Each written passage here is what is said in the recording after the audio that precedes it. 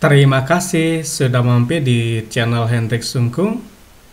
Yang pertama, jangan lupa subscribe, like, komentar, serta share video ini agar video ini semakin hari semakin berkembang. Terima kasih.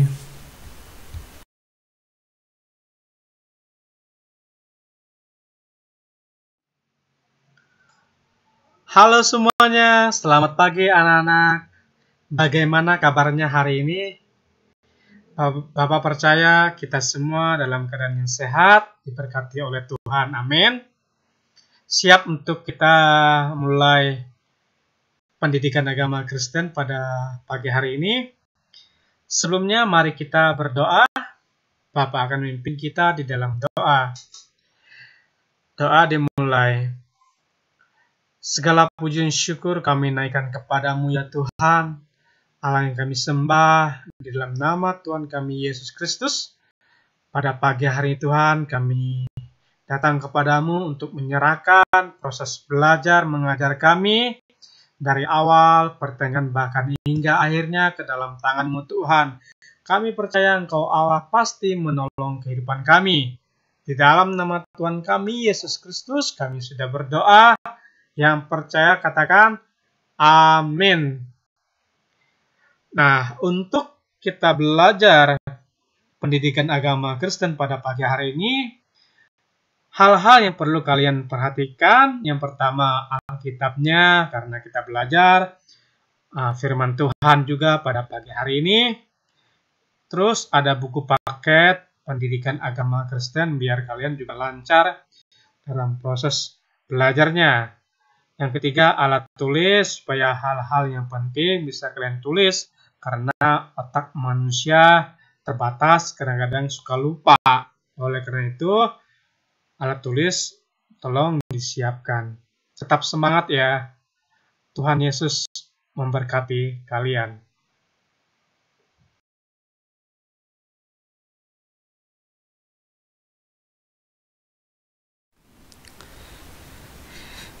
Puji nama Tuhan. Untuk kelas 8, kita masuk di bab yang ke-14. Sebelum kita lanjut ke materi pembahasan, terlebih dahulu kita akan lihat indikator hasil belajar. Yang pertama, kita akan belajar menjelaskan mengapa perlu bersyukur dalam situasi sulit. Dan yang kedua, kita juga akan belajar nanti mempraktekkan bersyukur dalam situasi yang sulit. Nah, ada dua standar atau pencapaian yang akan kita capai pada pagi hari ini. Nah, harapan Bapak, selain kalian mengikuti untuk materi pembahasan, nah Bapak rindu kalian memiliki pemahaman bagaimana kalian bisa menjelaskan ya mengapa orang percaya perlu bersyukur dalam keadaan sulit di dalam kehidupannya. Nah, selain itu, kalian juga Bapak harapkan mampu nanti di lapangan ya, nanti di masyarakat ataupun di sekolah, ataupun dimanapun kalian berada di lingkungan keluarga ya. Kalian juga harus mampu mempraktekkan bersyukur dalam situasi yang sulit.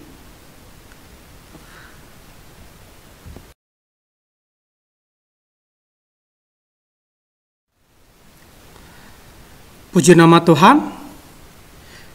Kita telah sampai di bab yang ke-14. Judul kita pada pagi hari ini bersyukur dalam situasi sulit. Bagi kalian yang punya buku paket, silakan buka di halaman 104. Kita akan lihat bahan Alkitab kita. Kita buka dulu dalam Roma pasal yang ke-5. Ayat 3 sampai dengan ayat yang ke-4. Di sini sudah Bapak tampilkan di slide. Tolong diperhatikan. Demikianlah firman Tuhan. Dan bukan hanya itu saja, kita malah bermegah juga dalam kesengsaraan kita. Karena kita tahu bahwa kesengsaraan itu menimbulkan ketekunan, dan ketekunan menimbulkan tahan uji. Dan tahan uji menimbulkan pengharapan. Puji nama Tuhan, dalam iman Kristen, keadaan sulit tidak perlu dijadikan alasan untuk meninggalkan Tuhan dengan segala kebaikan dan karunia yang diberikannya. Jadi ingat ya, bahwa di dalam iman Kristen, di dalam kehidupan orang percaya, kalian adalah orang yang percaya kepada Kristus, dalam keadaan sulit ya, tidak ada alasan bagi Bapak, bagi kalian sebagai remaja kelas 8 untuk meninggalkan Tuhan, khususnya dengan segala kebaikan, keselamatan yang telah Tuhan sediakan di dalam kehidupan kalian. Tidak ada alasan, itu yang pertama. Nah, malah dari sudut iman ya, kesulitan dan kesengsaraan membawa kita semakin bergantung kepada Tuhan. Jadi perhatikan ya. Jadi dalam keadaan yang sulit yang kalian alami maupun kesengsaraan yang kalian rasakan di dalam kehidupan kalian atau kesulitan-kesulitan yang kalian alami, justru dalam iman adalah dalam sudut pandangnya Kristen bukan sesuatu yang buruk, tetapi semakin kita bergantung penuh sama Tuhan. Kata bergantung penuh berarti kita menaruh harapan, kita menaruh kepercayaan kita sama Tuhan, tidak kepada hal-hal lain. Sikap yang diperlukan untuk tetap bergantung kepada Tuhan adalah sikap tekun dan sabar. Karena mengetahui bahwa di balik penderitaan, kesulitan, dan kesengsaraan, Tuhan tetap bekerja. Puji nama Tuhan. Jadi ini sikap yang perlu kita perhatikan di dalam kehidupan kita. Nah, sikap yang diperlukan adalah bergantung sepenuhnya kepada Tuhan. Nah, bergantung kepada Tuhan artinya ternyata kita itu tekun, sabar ya. Karena kita tahu di balik semua yang kita alami, yang kita jalani hari-hari ini, bahkan di masa pandemi seperti ini, kita percaya Allah turut bekerja. Tuhan turut bekerja mendatangkan kebaikan. Bagi siapa? Bagi orang-orang yang mengasihi Tuhan. Nah, inilah kunci pengharapan, yaitu bahwa Tuhan tetap bekerja menyediakan yang terbaik untuk kita. Jadi ini pengharapan kita di dalam Tuhan ya. Kita tetap percaya Tuhan pasti bekerja dan bahkan Tuhan menyiapkan, Tuhan menyediakan yang terbaik. Atau disebut dengan Allah Jehovah Jireh, Allah yang mencukupkan, Allah yang menyediakan yang kuperlukan. Seperti yang dialami oleh Abraham. Puji nama Tuhan. Nah, bandingkan ya dengan kondisi di mana semua orang yang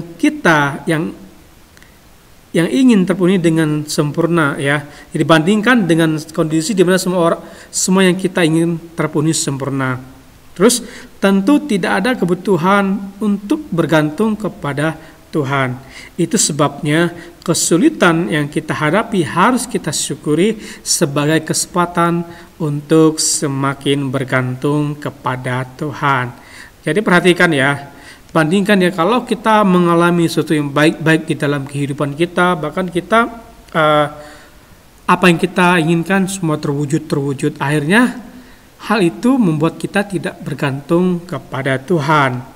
Kalau yang sempurna terus terjadi dalam kehidupan kita, kita beranggap, wah ini kan usaha saya Pak, saya yang susah payah kok, saya harus bergantung sama Tuhan.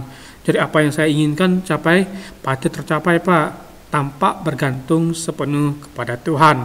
Nah, jadi ini kesempatan bagi kita semua bahwa dalam masa pandemi seperti ini, ya, kemana kita harus lari? Adakah tempat yang aman dari COVID-19? Tentunya tidak ada. Nah, di mana tempat yang aman? Kecuali di dalam Tuhan. Ya, di dalam Tuhan kita percaya, ya, walaupun kita tidak tahu di mana keberadaan COVID pada hari ini, ya, tetapi kita percaya di dalam Tuhan, Tuhan pasti melindungi kita. Tuhan yang kita sembah adalah Tuhan yang hidup, bahkan Tuhan yang kekal untuk selama-lamanya. Tetap percaya, tetap andalkan Tuhan, dan Bapak percaya Tuhan pasti melindungi, menjaga kita, keluarga kita, bahkan orang-orang yang kita kasih. Tetapi jangan lupa tugas kita tetap kita jalankan. Tetap menggunakan masker jika keluar rumah, sering mencuci tangan, menggunakan air yang mengalir dan juga sabun. Cara-cara seperti itulah yang kita bisa lakukan. Bapak percaya dengan kita melakukan yang terbaik untuk diri kita, pasti kita aman.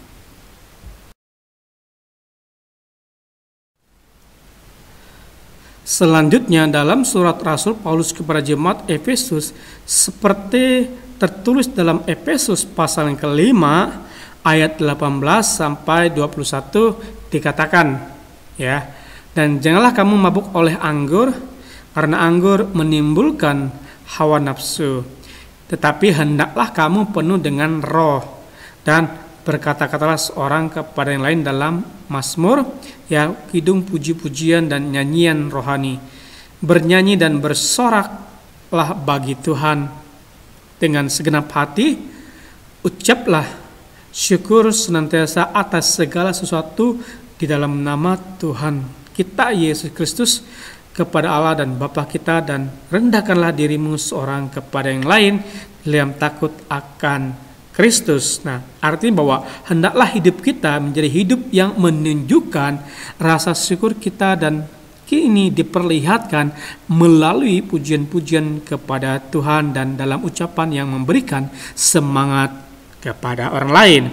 Jadi puji nama Tuhan, ya, ini gambaran bagaimana kita, ya, sebagai anak-anak Tuhan, bahwa hidup kita adalah hidup yang menunjukkan rasa syukur, rasa terima kasih kita kepada Tuhan untuk kebaikan Tuhan, untuk kemurahan Tuhan, bahkan untuk kesabaran Tuhan atas hidup kita. Nah, diperlihatkan dengan pujian-pujian yang kita naikkan kepada Tuhan. Segala puji syukur hanya bagimu Tuhan, segala hormat dan kemuliaan hanya bagi namamu Tuhan, ya. Jadi ungkapan rasa syukur kita bisa naikkan melalui doa kita, melalui pujian kita, melalui apa yang kita misalnya punya hobi menyanyi, kita nyanyikan bagi Tuhan. Apalagi apa saja yang kita miliki bisa kita naikkan kepada Tuhan. Dan Bapak percaya itu boleh mempermuliakan nama Tuhan melalui hidup kita. Nah, selain hubungan yang baik dengan Tuhan, ternyata kita juga mengucapkan, ya, kata-kata yang beri semangat kepada orang lain. Bayangin, ya, kalau Bapak bilang kan anggap nih nama, ya, Butet, kamu jelek. Nah, kan kata-katanya tidak enak ya didengar, ya. Coba bilang, Butet, kamu cantik, kamu anggun, kamu itu pintar, kamu itu baik hati. Bapak rasa Butet yang menerima ucapan dari Bapak akan merasa, wah, ini kalimatnya mendorong saya, membuat saya bersemangat. Bayangin Bapak bilang tadi, Butet, kamu hitam, ireng, hidup lagi. Udah hitam, ireng, hidup lagi. Jadi bahan pikiran bahkan menjadi Butet jadi lemah semangatnya. Nah, kata-kata yang seperti itu tidak boleh kita ucapkan. Justru kata-kata yang membangun, walaupun kita tahu teman kita itu mungkin, maaf kata, nggak pintar, mungkin teman kita itu mungkin mukanya pas-pasan, pas cantik, pas jelek, ya, dua-duanya pas. Ya, tapi kita berusaha untuk memberikan kata-kata yang beri motivasi. Bukan arti kita menghiperbola kalimat, ya, misalkan kamu jelek, kamu paling cantik, bahkan kalah si artis siapa lagi, Agnes Monica, kalah Lyodra mungkin, contoh, ya. Bukan seperti juga, tetapi kita memberikan motivasi. Coba kamu, ya, kalau kamu punya uang, kamu ke salon deh, potong rambutmu seperti ini akan cantik loh. Beda, ya, seperti itu. Kalimat-kalimat seperti itu yang kita ungkapkan, dan hal itu bisa membuat orang bersemangat. Nah, selanjutnya anak-anak kita lihat di dalam 1 Tesalonika pasal yang kelima ayat 18. Ini salah satu kalimat kesukaan Bapak juga, ya. Nah, sekali lagi Rasul Paulus menegaskan, ya, ajarkan untuk hidup bersyukur dengan mengatakan, mengucap syukurlah dalam segala hal. Sebab itulah yang dikehendaki Allah di dalam Kristus Yesus bagi kamu. Jadi kalau kita bersyukur kepada Tuhan, sebenarnya kita sedang melakukan kehendak Allah yang Tuhan kerjakan di dalam diri Kristus Yesus. Karena itulah kehendak Allah, bersyukur aja kehendak Allah, apalagi kita melakukan yang baik. Nah, ajakan untuk bersyukur ini menjadi sesuatu yang bisa dianggap aneh oleh mereka yang tidak mengerti tentang ajaran Kristus. Jadi ajakan bersyukur ini mungkin sesuatu yang aneh, ya. Masa bersyukur dalam segala hal, bersyukur dalam keadaan yang baik aja, Pak? Bersyukur aja dalam keadaan yang sehat, Tuhan? Enggak, tapi Tuhan mengajarkan kepada kita bersyukur di dalam segala hal. Puji nama Tuhan. Tetapi hal ini akan sulit dipahami kalau orang tidak mengenal Kristus atau orang di luar Kristus. Nah, misalnya ya, ketika mengalami kematian, orang yang kita kasih, kita bisa menangis sedih karena tidak lagi hidup bersama dengan orang yang kita kasih. Setuju. Nah, namun di sisi lain, kematian itu adalah justru pintu yang membawa orang yang kita kasih bertemu dengan Allah Bapa di surga. Jadi kita jadi lihat ya anak-anak bahwa bersyukur ini maksud. Walaupun kita tahu kalau kita kehilangan orang yang kita kasihi, mungkin bapak kita, mama kita, adik-adik kita, orang teman-teman kita, bahkan sahabat kita sendiri meninggalkan dunia ini, mungkin dalam lubuk hati kita menangis, kita sedih, ya. Itu memang normal dan itu wajar. Kan tidak mungkin orang meninggal lalu kita ketawa ketiwi. Tidak, kita turut menanggung penderitaan atau kita turut menanggung duka cita yang dialami entah sahabat kita bahkan keluarga kita sendiri. Nah, terlebih kita yang susah mengenal Tuhan Yesus, nah ini yang mampu kita lakukan. Ya, kita tahu bahwa orang yang meninggal akan kembali ke Bapa di surga. Jadi tangis kita bukan tangis yang mendalam, tapi tangis yang mendatangkan sukacita. Karena orang yang meninggal kembali ke Bapa di surga. Nah, jadi kematian bukanlah sesuatu yang perlu kita khawatirkan atau takuti. Melainkan menjadi sesuatu yang membuat kita bersyukur karena merupakan kesempatan berjumpa dengan Allah Bapa dan Tuhan kita Yesus Kristus. Jadi kematian itu bukan sesuatu yang kita khawatirkan ya. Anak-anak, ingat kita semua akan nanti mengalami kematian. Berapapun umur tidak jaminan ya. Yang penting kita siap. Kalau kita tidak siap, ya udah ya, kita mengalami ketakutan dan kecemasan yang tidak henti-hentinya di dalam kehidupan kita. Oleh karena itu bersyukur adalah jembatan untuk kita bisa merasakan kebaikan Tuhan selama di dalam kehidupan kita. Jadi karena ternyata kesempatan bagi kita yang meninggal ya untuk bertemu dengan Tuhan kita Yesus Kristus. Ini anugerah yang terbesar bagi orang-orang Kristen.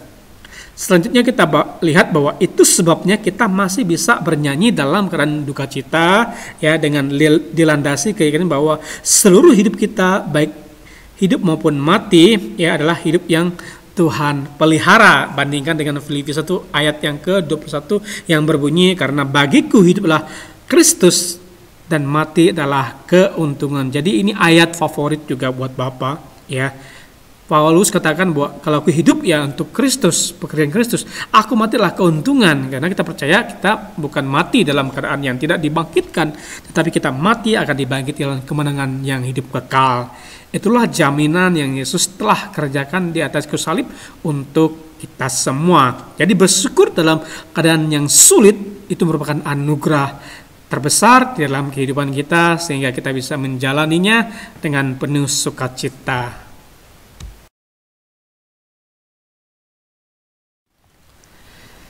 Selanjutnya kita masuk di poin yang A, pengantar. Sampai saat ini kita sudah mengkaji mengapa harus bersyukur dan bagaimana seharusnya memelihara sikap syukur. Pada pelajaran kali ini ya, bab yang ke-14 kita masih membahas tentang bersyukur, yaitu bagaimana bersyukur dalam situasi yang sulit. Nah, saat kita sedang bersuka, hati gembira, tentu mudah untuk mengucap syukur untuk semua yang kita terima dan alami. Setuju ya? Nah, namun pada saat yang berduka, bagaimana dapat tetap bersyukur? Jadi kalau bersyukur dalam hati yang gembira, senang, mungkin mudah puji Tuhan. Tuhan baik dalam kehidupanku. Tetapi bagaimana pada saat yang sulit? Dalam keadaan yang duka, keadaan yang tidak baik dalam terjadi dalam kehidupan kita, apakah mampu kita mengatakan puji syukur Tuhan Yesus baik? Nah, dalam ukuran dunia ya, dengan mudah orang lain akan menuduh kita gila bila kita tetap mempertahankan sikap bersyukur pada saat berduka dan mengalami kemalangan. Nah, ini dalam pandangan dunia ya, dianggap kita gila kalau kita mengalami kemalangan, kesusahan dalam kehidupan kita masih bersyukur kepada Tuhan. Biasanya orang, mana Tuhanmu? Saat kamu seperti ini, mana Tuhanmu? Apakah Tuhan akan menolong kamu kalau kamu seperti ini? Toh nanti minta bantuan ke aku, misalnya seperti itu. Akan tetapi di sini letaknya rasa hidup bersama dengan Tuhan. Jadi inilah rahasia bagaimana kita hidup dengan Tuhan. Bagaimana bagaimana kita mampu mengatakan syukur bagi Tuhan, sebab Tuhan baik. Bahkan bahwasannya untuk selama-lamanya kasih setiap Tuhan di dalam kehidupanku. Mari kita sungguh-sungguh pelajari bagaimana sikap bersyukur dapat dilakukan baik suka maupun duka. Jadi inilah pembahasan kita akan belajar bagaimana kita bisa bersyukur, baik keadaan kita senang, hati kita gembira, banyak berkat, nilai yang terbaik. Nah, kita juga akan belajar bersyukur bagaimana dalam keadaan yang duka. Nah, selanjutnya kita masuk di bagian B di buku paket halaman 104 ya. Bagaimana bersyukur dalam keadaan sulit. Nah, dalam surat kepada jemaat di Roma, Rasul Paulus menuliskan begini, dan bukan hanya itu saja, kita malah bermegah juga dalam kesengsaraan kita, karena kita ketahui bahwa ya kesengsaraan itu menimbulkan ketekunan, dan ketekunan menimbulkan tahan uji, dan uji akan menimbulkan pengharapan, seperti dalam Roma 5 ayat 3 sampai 4. Rasul Paulus mengajak kita untuk melihat jauh ke depan, bukan terpaku pada apa yang menjadi kesulitan kita. Jadi Paulus mengajak kita untuk melihat ke depannya. Jadi apapun yang kita alami saat ini, kita tidak terpaku, tapi kita memandang jauh Pak Tuhan bekerja di dalam masalah yang kita hadapi. Nah, ketika kita menyadari bahwa Tuhan hadir dalam segala situasi, maka kita harus bersyukur bahwa kita ada dalam lindungan Tuhan. Jadi ini ya, ketika kita menyadari perlu kesadaran di dalam kehidupan kita bahwa Tuhan itu hadir. Kalau kalian tidak merasakan kehadiran Tuhan di dalam kehidupan kalian, maka saat ini kalian minta Tuhan boleh hadir dalam situasi apapun dalam kehidupan kalian. Minta hati kepekaan kepada Tuhan. Tuhan, aku pengen merasakan kehadiran-Mu di dalam hidupku Tuhan. Padahal bahkan situasi yang sulit sekalipun Tuhan, aku pengen merasakan kehadiran-Mu. Nah, maka kita bisa harus bersyukur bahwa di dalam Tuhan kita akan dilindungi. Dengan kita menyadari kehadiran Tuhan, maka kita akan menerima perlindungan Tuhan. Inilah yang luar biasanya bagi orang-orang Kristen, ada jaminan Tuhan melindungi dengan kuasa yang dari tempat yang maha tinggi.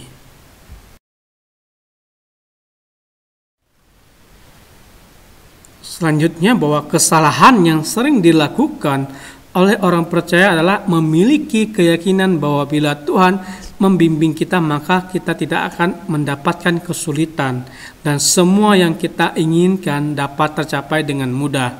Nah, jadi ini kesalahan yang biasa terpikirkan oleh sebagian orang yang tidak memahami keadilan Tuhan, kebenaran Tuhan di dalam kehidupannya.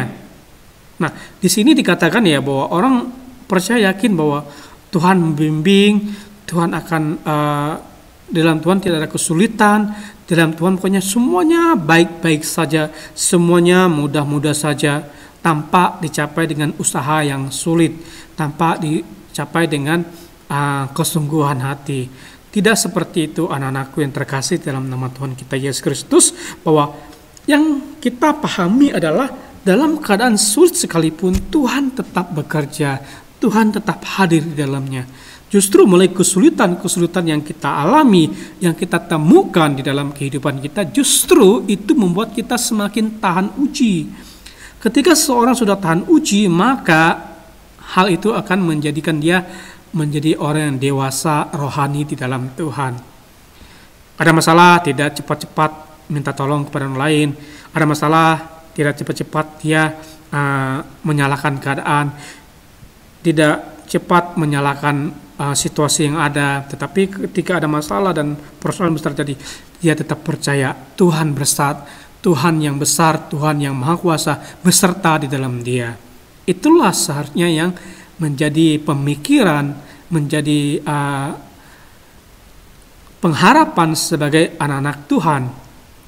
Nah, apakah kamu mengerti bahwa keyakinan ini dianggap salah? Perhatikan hal-hal di bawah ini. 1, kita tidak akan mendapatkan kesulitan. Nah, benarkah bahwa kita tidak akan mendapatkan kesulitan ketika kita hidup di dunia ini? Tentu salah ya. Nah, bila demikian halnya, tidak ada yang mau meninggalkan dunia karena sudah menjadi tempat yang nyaman dan aman. Untuk apa ada surga bila dunia sudah begitu nyaman ditempati? Jadi ada orang yang beranggapan seperti ini ya, kita tidak akan mendapatkan kesulitan. Itu salah ya anak-anak. Seharusnya walaupun ada kesulitan, tetapi Tuhan beserta kita. Itu yang benar. Nah, kalau misalkan tidak mendapatkan kesulitan dalam dunia ini, kebanyakan orang ya udahlah, mau ngapain mau capai surga? Toh di dunia sudah nyaman-nyaman dan aman, ngapain? Ya mau ninggalin dunia dengan segala keenakannya seperti ini, tidak susah payah, sudah ada semua. Nah, justru karena hidup di dunia penuh dengan kesulitan dan kesengsaraan, kita berharap pada tempat yang lebih baik. Nah, oleh karena itu, ini menjadi pemahaman kita bersama-sama bahwa justru dalam dunia ini kita mengalami kesulitan berbagai hal di dalam kehidupan kita. Justru kita berharap ada tempat yang baik, ya, yaitu surga. Surga ya, bukan neraka. Neraka tempat yang mengerikan. Nah, seperti yang dijanjikan oleh Tuhan Yesus, di rumah Bapakku banyak tempat tinggal. Perhatikan ya, di rumah Bapakku, di surga banyak tempat tinggal. Selanjutnya kita lihat bahwa sebab aku pergi ke situ untuk menyediakan tempat bagi. Jadi Yesus pergi ke surga untuk menyiapkan tempat bagi kita, tempat yang terbaik, seperti dalam Yohanes pasal yang ke-14 ayat 2. Nanti kalian baca ya, Yohanes 14 ayat 1 sampai ayat yang terakhir. Ya. Tentu Tuhan Yesus sungguh-sungguh ya tidak main-main ketika menyatakan bahwa di rumah Bapakku ada tempat tinggal untuk kita yang menjadi anak-anak Allah. Nah, surga, rumah Bapa hendaklah menjadi tempat yang kita inginkan bila kita meninggalkan dunia ini. Saya setuju ya. Jadi surga menjadi tujuan bagaimana kita akhirnya meninggalkan dunia ini. Bukan mau seumur hidup di dunia ini atau selama-lamanya di dunia ini, tidak. Kita berharap ya setelah kita selesai dari dunia ini, kita berharap surga lah menjadi tujuan akhir di dalam kehidupan kita, bakal tinggal bersama dengan Yesus. Nah, sungguh bodoh orang yang mau selamanya tinggal di dunia karena sudah merasa senang di dunia. Nah, sungguh bodoh ya, dikatakan bodoh orang selama-lamanya yang mau tinggal di dunia ini. Nah, bagi orang percaya, hidup di dunia adalah hidup yang sementara. Karena di surga adalah kehidupan kekal, artinya kehidupan untuk selama-lamanya. Jadi dunia ini kehidupan yang sementara. Kuatnya manusia sekarang paling 100 tahun, sudah keok-keok atau sudah tua renta. Nah, pencapaian manusia adalah surga. Dan kehidupan yang kekal ini yang pengen kita capai bersama-sama. Hidup di dalam takut akan Tuhan, menjauhi larangan, melakukan perintah Tuhan. Sehingga kita boleh mendapat bagian yang terbaik ketika kita menyelesaikan hidup di dunia ini. Apakah kalian mau hidup selama-lamanya di dunia, anak-anak? Tidak, Pak. Apa kalian bosan? Salah, ya, jangan bosan ya. Jadi kita hidup di dunia ini adalah kesempatan untuk menyatakan kebaikan Allah, menyatakan karunia-karunia Allah kepada orang yang belum mengenal Kristus, melihat kehidupan kita, melalui apa yang kita bisa hasilkan melalui karya-karya di dalam kehidupan kita, sehingga banyak orang lain yang diberkati oleh Tuhan. Bapak percaya kalian bisa menjadi berkat bagi teman kalian, lingkungan sekolah, bahkan tempat kalian tinggal, bahkan di dalam keluarga kalian sendiri. Poin yang kedua, apa yang kita inginkan dapat kita peroleh. Nah, apa jadinya bila semua yang kita inginkan dapat kita peroleh? Padahal manusia memiliki keterbatasan untuk mengetahui semua dampak dari perbuatannya. Kita bisa mendapatkan banyak kesenangan duniawi bila kita memilih untuk tidak taat kepada Tuhan dan melanggar apa yang Ia perintahkan. Jadi perhatikan ya, di dalam kehidupan kita harus menyadari bahwa kita ini manusia yang terbatas atau manusia yang memiliki keterbatasan. Nah, kalau kalian memilih untuk mencintai dunia ini dengan segala isinya, nah kalian pasti akan bertentangan dengan kehendak Tuhan. Bahkan kita akan melanggar apa yang Tuhan perintahkan di dalam kehidupan kita. Selanjutnya kita lihat bahwa tetapi kesenangan seperti ini sifatnya hanya sementara, tidak kekal, dan kita harus membayar dengan harga yang mahal untuk kesenangan sesaat itu. Misalnya pencandu narkoba ya Bagi para pecandu, ketika menggunakan narkoba rasanya nikmat sekali. Tetapi kenikmatan itu hanya sesaat, benar ya? Seperti orang yang menggunakan narkoba atau minuman-minuman keras, enaknya sementara, joget-joget, habis itu besok-besoknya pusing kepala. Demikian juga dengan pecandu narkoba, enaknya hanya sesaat. Nah, setelah itu tubuh mereka akan mengalami hal yang tidak enak dan merasa ingin mengonsumsi narkoba lagi. Nah, demikian seterusnya sehingga dosis narkoba yang dikonsumsinya semakin lama semakin tinggi. Hal demikian yang disebut dengan kecanduan. Jadi akibat kecanduan nanti akhirnya overdosis. Banyak orang yang meninggal karena overdosis yang tinggi. Nah, itulah yang disebut dengan kecanduan. Selanjutnya kita lihat bahwa kecanduan narkoba menimbulkan kerusakan fungsi otak, ginjal, dan sebagainya. Bayangnya fungsi otaknya rusak, ginjalnya rusak, dan lain sebagainya. Jadi jangan pernah kalian mencoba-coba ya. Kalau bisa, bukan hanya coba, tapi dihindari, dijauhi. Akibat yang paling fatal bagi seorang pecandu adalah mengalami kematian. Jadi akibat fatal adalah sampai mati ya. Gimana mau berfungsi, otaknya sudah tidak berfungsi, ginjal sudah berfungsi, itu yang dibutuhkan manusia untuk bertahan hidup. Nah, inilah harga yang harus dibayar untuk menjadi pecandu narkoba. Nikmatnya hanya sementara, dampaknya kematian yang mengerikan. Jadi dengan keterbatasan itu akan sangat berbahaya sekali bila segala yang kita inginkan selalu dapat terpenuhi. Jadi ini bahayanya. Kenapa? Apa yang kita inginkan dapat kita peroleh. Bahayanya seperti itu ya. Kita kecanduan dan tidak bisa terlepas dari hal tersebut. Nah, jadi ketika kita bisa bersyukur dalam keadaan sulit, kita sudah melakukan apa yang Tuhan minta. Dan sekalipun mengakui bahwa Tuhan yang berkuasa atas segalanya, termasuk atas kesengsaraan atau kedukaan yang kita alami. Jadi ketika kita bisa bersyukur dalam keadaan yang sulit sekalipun, nah sebenarnya kita menyadari Tuhan itu berkuasa di dalam segala hal, mau suka maupun duka. Inilah kekuatan yang perlu kita pegang bersama sebagai anak-anak Tuhan yang hidup takut akan Tuhan, bahkan hidup mencintai firman Tuhan. Nah, setelah kita mengakui kuasa Tuhan, Ia akan menolong kita keluar dari kesulitan itu. Jadi kalau kita mencintai, kita mensyukuri dengan apa yang kita alami dalam kehidupan kita, maka Tuhan akan memberikan jalan keluar yang terbaik dalam kehidupan kita. Nah, sebaliknya bila kita terus mengeluh dan menggerutu untuk semua kesulitan yang kita miliki, kita tidak dapat melihat bahwa Tuhan tetap ada. Ya.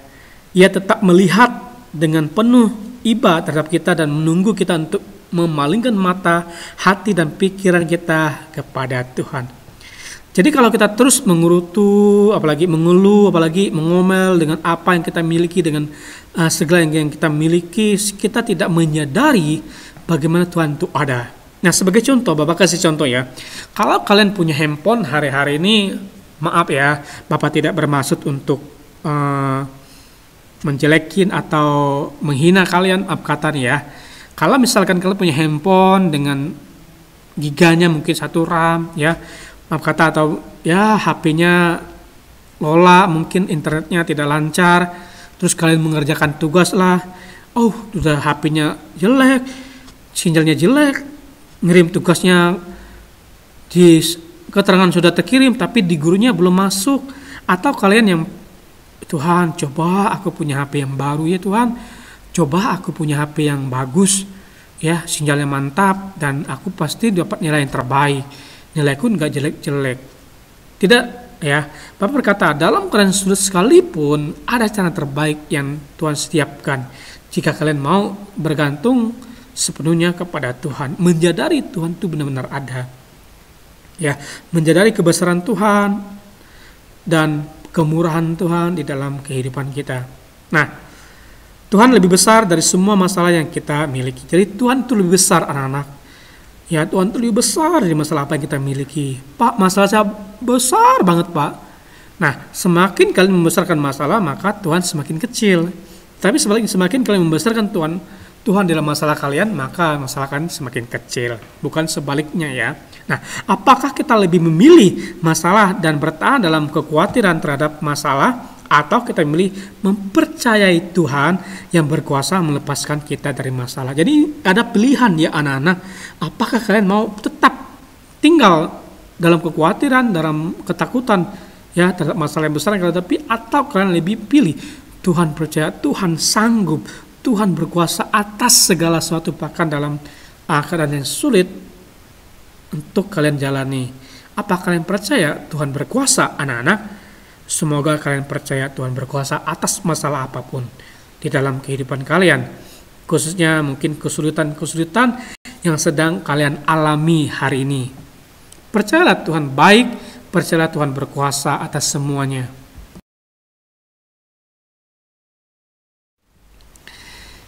Selanjutnya kita masuk di bagian C, kegiatan pembelajaran di buku paket halaman 106.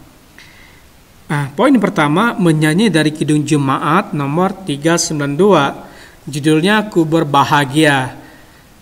Untuk kalangan Protestan pada umumnya ya, tidak asing lagu-lagu ini, tetapi mungkin untuk kalangan karismatik ya, mungkin lagu ini sudah jarang dinyanyikan ya di lagu-lagu karismatik. Mungkin di Protestan sudah tidak asing, makanya di sini ada Kidung Jemaat. Nah, Bapak cuman catat beberapa aja ya liriknya. Yang pertama itu, ku berbahagia yakin teguh, Yesus abadi kepunyaanku, aku warisnya, ku ditebus ciptaan baru Roh Kudus. Di rapnya tuh, aku bernyanyi bahagia memuji Yesus selamanya. Aku bernyanyi bahagia memuji Yesus selamanya. Nah, kalau kita di kelas enak ya kita nyanyi sebentar lagunya. Tetapi kita lanjut ke materinya ya.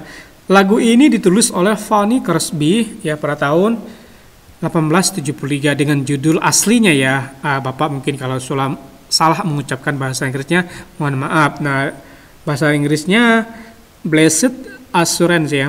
Nah, Fanny adalah wanita yang lahir normal, namun karena suatu penyakit ia mengalami kebutaan total. Jadi Fanny adalah wanita yang lahirnya awalnya normal, tetapi karena penyakit akhirnya dia mengalami kebutaan. Nah, sebagai manusia, bila kita mengalami kebutaan, hal ini dapat dianggap sebagai suatu bencana karena kita tidak bisa lagi melihat keindahan dunia ciptaan Tuhan. Mungkin ya, dengan kita yang mengalami seperti yang Fanny alami, mungkin kita tidak bisa lagi menikmati dunia dengan segala keindahannya karena mengalami kebutaan. Nah, justru kita lihat di sini ya bahwa namun melalui suatu pergumulan yang panjang, mungkin setahun, 2 tahun, 3 tahun, mungkin 10 tahun ya, Fanny akhirnya dapat menerima kebutaannya dan bersyukur untuk itu.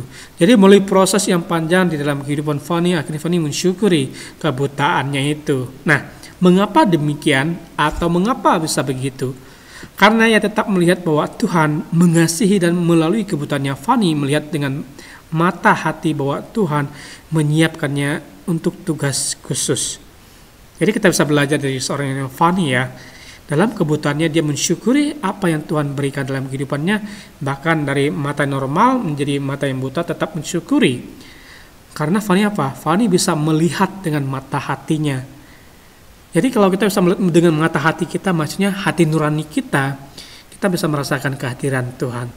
Belum tentu yang kita yang normal mata bisa merasakan kehadiran Tuhan tanpa kita mau membangun hubungan yang baik dengan Tuhan.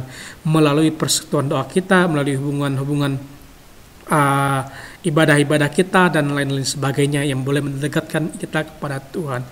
Tetapi Fanny memiliki tugas yang khusus yang kita akan nanti belajar bersama-sama.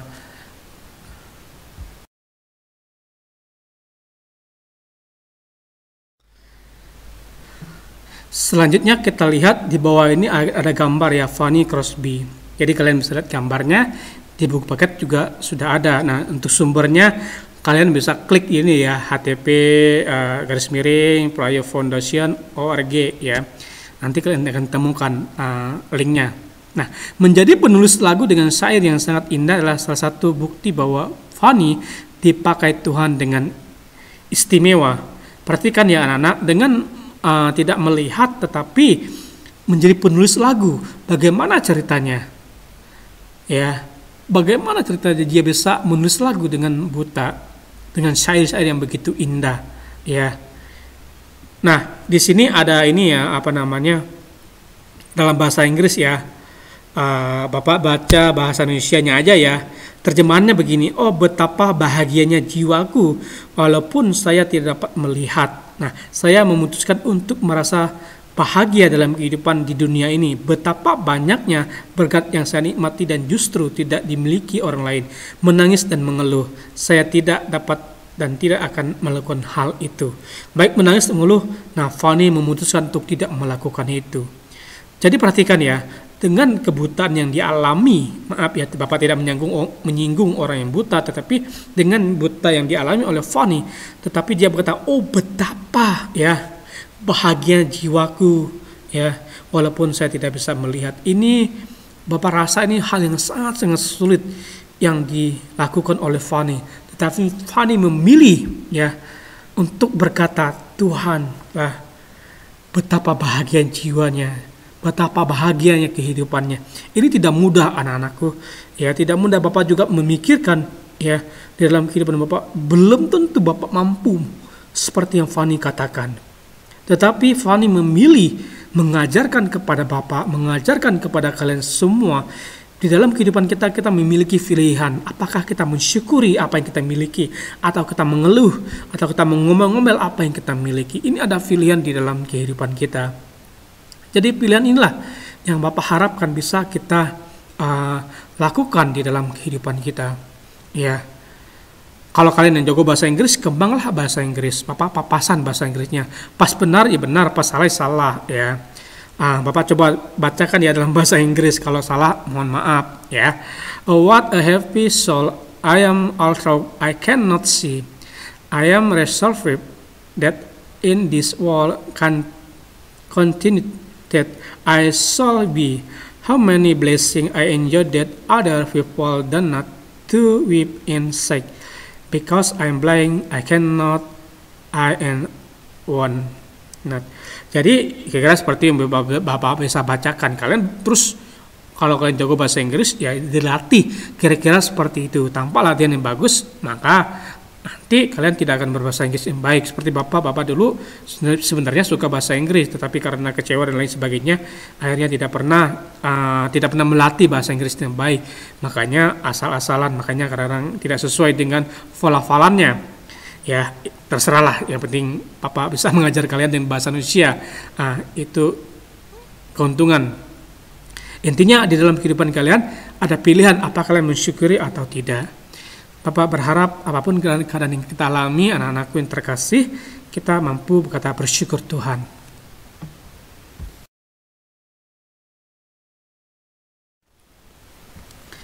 Selanjutnya kita lihat bahwa ucapan lain dari Fanny bila diterjemahkan adalah, rasanya memang Tuhan membuat saya buta seumur hidup saya, dan saya justru merasa bersyukur untuk keistimewaan ini.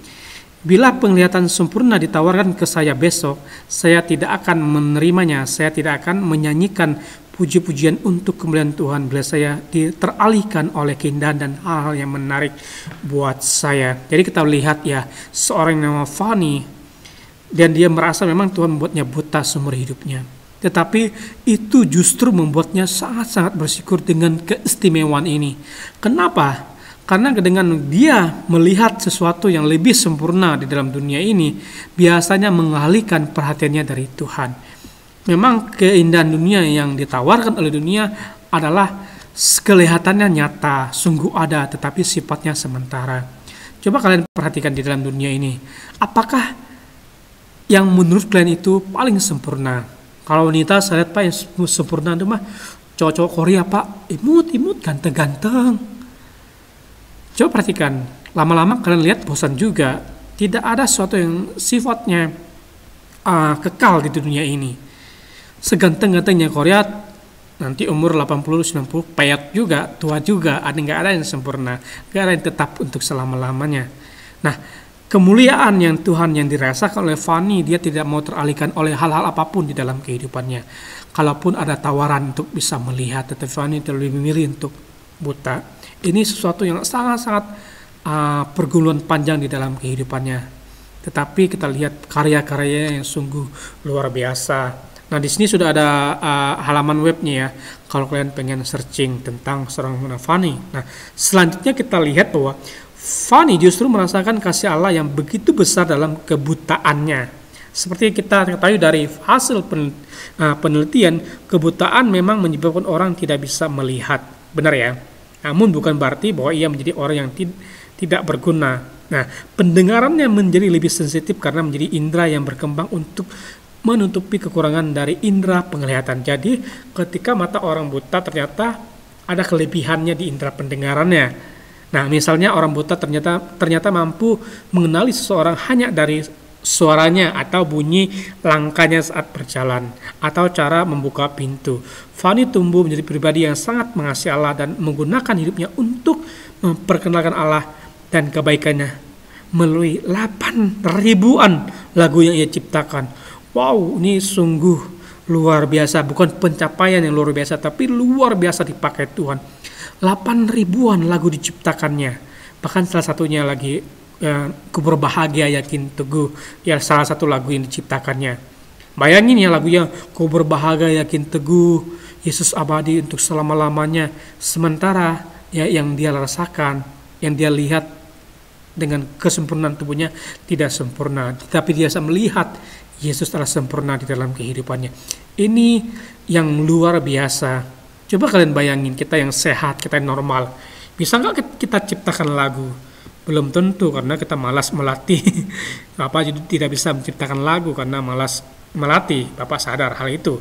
Nah, kalian masih muda, punya kesempatan untuk terus melatih. Kalau kalian punya vokal yang bagus, kalian punya skill bermain musik yang bagus, bisa menciptakan lagu-lagu yang memuliakan Tuhan. Bayangin 8 ribuan lagu yang dia ciptakan dengan tidak melihat, melebihi kemampuan orang-orang yang normal atau orang yang tidak buta. Inilah yang patut kita pelajari bersama. Fanny lebih memilih untuk bersyukur. Demikian di dalam kehidupan kita. Kita lebih bersyukur apapun keadaan yang kita miliki. Tuhan bekerja di dalamnya.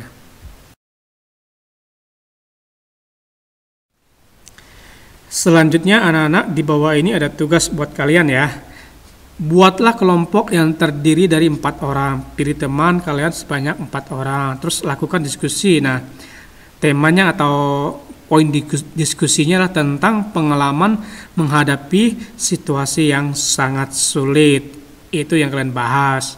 Nah, untuk memudahkan kalian, di sini apa yang kalian alami? Nah, apa yang kalian alami pada saat menghadapi situasi yang sulit dan bagaimana kesulitan itu diatasi. Nah, apa yang dialami, cara mengatasinya, dan apakah berhasil atau tidak. Kalau berhasil, apa? Kalau tidak berhasil, mengapa? Nah, hasil diskusi kelompok ditulis di selai kertas ya, untuk kemudian dibacakan di depan kelas. Karena kita tidak di depan kelas, kita daring, kalian cukup dalam hasil diskusi aja yang kalian kumpulkan. Tulis nama kelompok kalian. Nah, dalam kerja kelompok, Papa berharap kalian tidak boleh satu orang yang ngerjain. Masing-masing setiap anak-anak minimal punya satu pernyataan dalam pembahasan. Kalau tidak ada, jangan ikut sertakan dia dalam kelompok tersebut karena tidak punya pendapat. Wajib ya. Nomor 3, bagi tugas dalam kelompok untuk membaca ayat-ayat Alkitab. Ya, ini Efesus 5 ayat 18 sampai 21 dan Tesalonika 5 18. Renungkan dan bagi dengan teman kelompok apa yang kamu peroleh dari bacaan tadi ya. Bacaan yang telah kita baca di atas. Nah, berdasarkan bagi kelompoknya sama aja ya. Baik nomor 2, nomor 3 itu kelompoknya sama. Nah, setelah kalian baca ya ayat tadi Efesus 1 Tesalonika, nah kalian minta renungkan dan bagi dengan teman kelompok. Jadi apa yang kalian dapatkan bagikan ya, apa yang kalian peroleh berdasarkan pembacaan tersebut. Seandainya kalau kurang paham bisa bertanya ke Bapak dan juga guru yang membimbing kalian dimanapun kalian berada.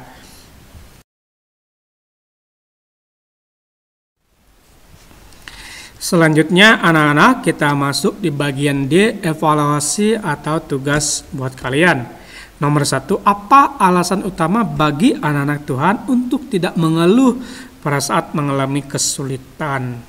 Nomor 2, apakah alasan ini dapat kamu terima dan jalankan dalam hidupmu sehari-hari? Berkaitan dengan jawaban nomor 1 ya. Berikan contoh nyata, ya, contoh konkretnya bahwa kamu tidak mengeluh walaupun situasi yang kamu hadapi sulit. Nah, nomor 2, coba tanyakan kepada 2 orang temanmu ya di luar lingkungan sekolah, lingkungan sekolah.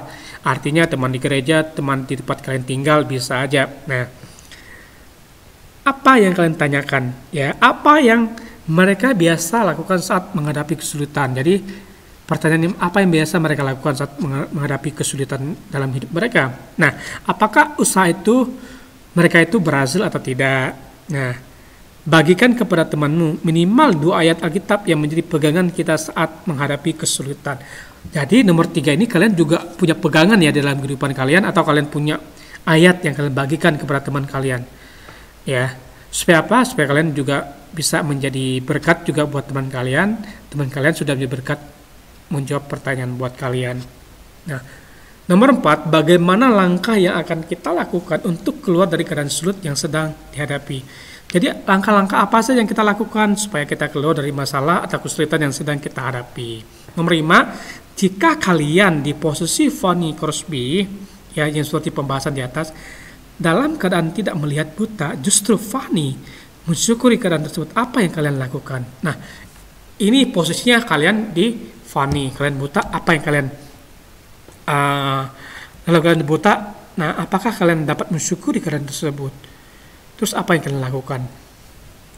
Untuk evaluasi ini juga sama, kalau kalian ingin bertanya kepada Bapak silakan, tanya ke guru kalian masing-masing juga silakan. Bahkan kalian juga bisa bertanya dengan orang tua kalian sharing, tidak masalah.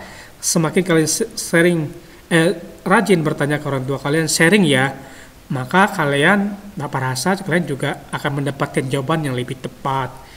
Bukan berarti kalian hanya minta jawaban, tidak. Namanya sharing itu kalian mengungkapkan, kalian punya jawaban ini. Nah, kalian sharingkan, nah tanggapan orang tua seperti apa. Bapak berharap bukan jawaban yang kalian butuhkan ya dari orang tua kalian, tapi sharing pendapat supaya kalian tuh dapat pemahaman yang baru. Nah, Bapak sudah memberikan pemahaman kepada kalian seperti ini, tetapi Bapak juga berharap kalian juga dapat pemahaman dari orang tua kalian. Bagaimana sih keluar dari keadaan sulit? Tidak masalah kalian sharing. Bukan berarti, Bu, ini tugas saya, kerjakan. Tidak. Semakin kalian seperti itu, kalian semakin bodoh, karena kalian hanya meminta jawaban. Jawaban untuk nilai, tapi pemahaman untuk masa depan kalian. Ingat, jawaban itu untuk nilai. Pemahaman kalian untuk masa depan kalian itu jauh lebih penting, jauh lebih berharga dari apapun, nilai emas, perak, dan segala macam. Karena pengetahuan itu semakin hari semakin bertumbuh. Nilai bisa aja benar, bisa aja salah.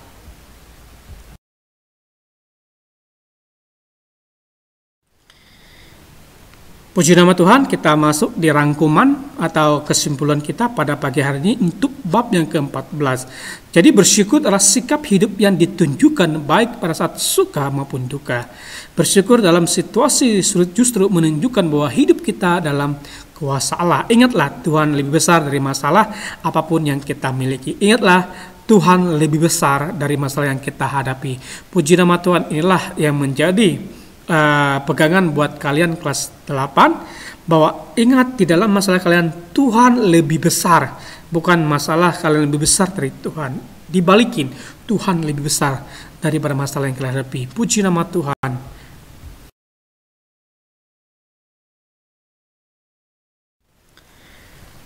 Puji nama Tuhan, kita akan mengakhiri perjumpaan untuk proses belajar kita pada pagi hari ini.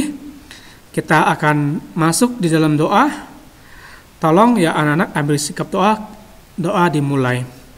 Allah sumber segala rahmat dan kehidupan, kami menaikkan syukur kami ke hadirat-Mu karena Engkau tetap memelihara kami dengan baik dan mencukupi kebutuhan kami. Ajarlah kami ya Tuhan untuk tetap bersyukur dalam situasi sulit. apapun yang kami hadapi dalam kehidupan kami. Biarlah kami bisa menjalani hidup ini dengan penuh rasa syukur. Meskipun suka dan duka silih berganti hadir dalam hidup kami. Karena dengan itulah Engkau membentuk karakter kami menjadi semakin lebih kokoh dalam iman percaya kami kepadamu. Yang percaya katakan amin. Puji nama Tuhan. Sampai jumpa di minggu yang akan datang.